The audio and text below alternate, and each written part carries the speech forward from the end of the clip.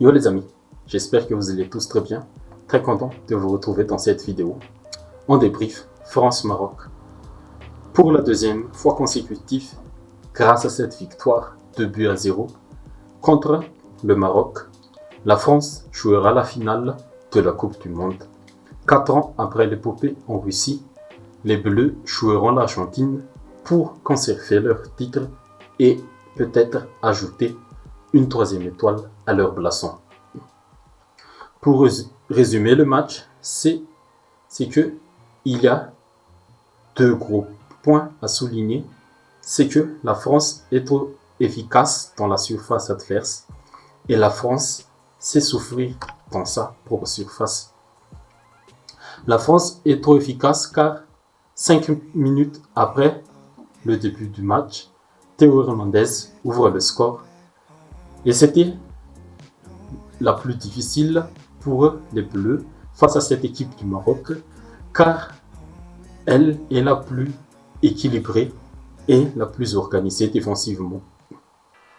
Mais l'erreur de Wegraki et peut-être ce changement de dispositif, il est passé en 5-4-1 alors qu'il aurait dû garder dès le départ le 4-1-4-1 qui lui a fait tant de bien face à l'Espagne et le Portugal.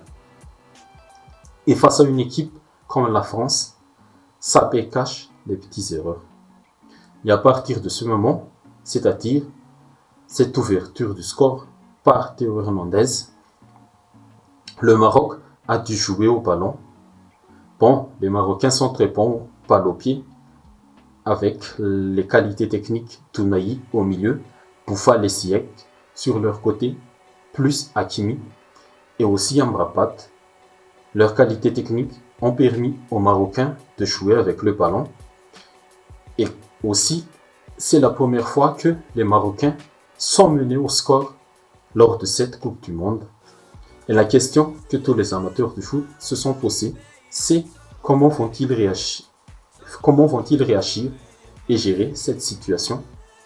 Les Marocains ont essayé de déséquilibrer les Bleus dans leur surface, mais c'est là que le deuxième point entre en jeu.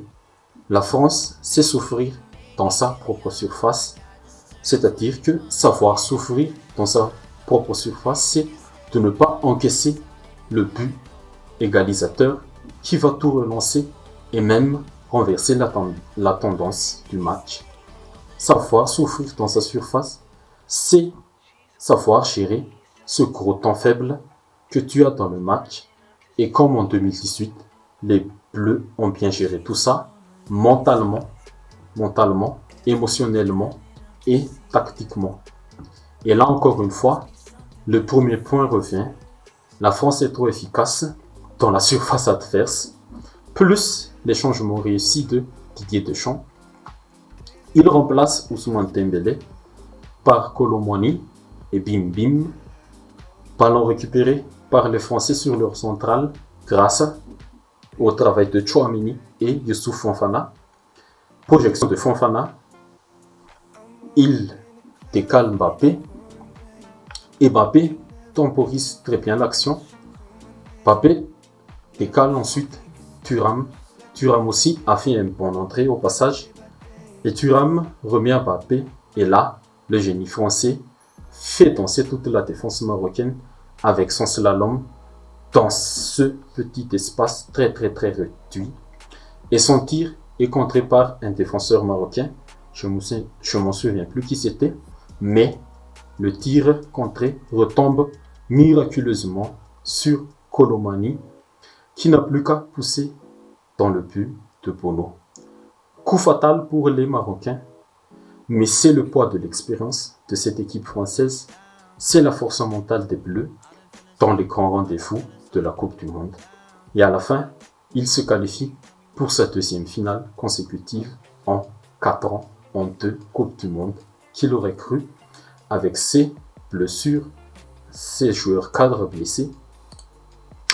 Ils sont quand même arrivés en finale et leur premier objectif, c'était d'aller en demi-finale, mais ils ont surpassé ces demi-finales.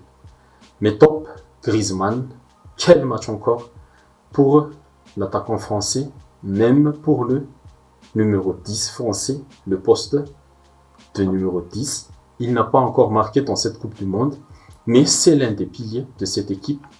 Il était encore partout ce soir pour défendre avec Varane et Konaté. Konaté aussi, le défenseur de Liverpool, il a fait un match très solide à côté du général Raphaël Varane. Et je dirais aussi Tchouaméni, c'était le patron du milieu, surtout en première mi-temps. Les flops, je ne vais pas mettre des flops parce que les Marocains, comme les Croates hier, n'ont pas fait un si mauvais match que ça. Mais je dirais que Wegraki a fait cette petite erreur de tactique qui leur a coûté très cher. Et pour finir, félicitations aux Marocains pour ce très beau parcours en Coupe du Monde. On va se souvenir de vous comme étant la première nation africaine à jouer une demi-finale de Coupe du Monde, à jamais les premiers. Et bravo aussi pour la France, un autre favori que j'ai mis dans ma liste. Et ce sera contre un autre favori en finale, l'Argentine. Ok les amis, c'est tout pour la vidéo. J'espère que ça vous a plu. Et si c'est le cas, n'hésitez pas à liker, à commenter, à partager. Et on se retrouve pour cette finale grandiose ce dimanche. Mais avant ça, je sortirai peut-être une vidéo prévue de cette finale. Abonnez-vous pour ne rien rater de tout cela. On se rapproche petit à petit de la fin de cette Coupe du Monde 2022 au Qatar. Et merci à vous pour votre soutien. Merci à tous ceux qui m'ont suivi jusqu'ici. J'espère que vous serez toujours là, car moi, je serai toujours là pour débriefer les matchs de foot et parler de foot. Et à la prochaine. Prenez soin tous de vous. Merci.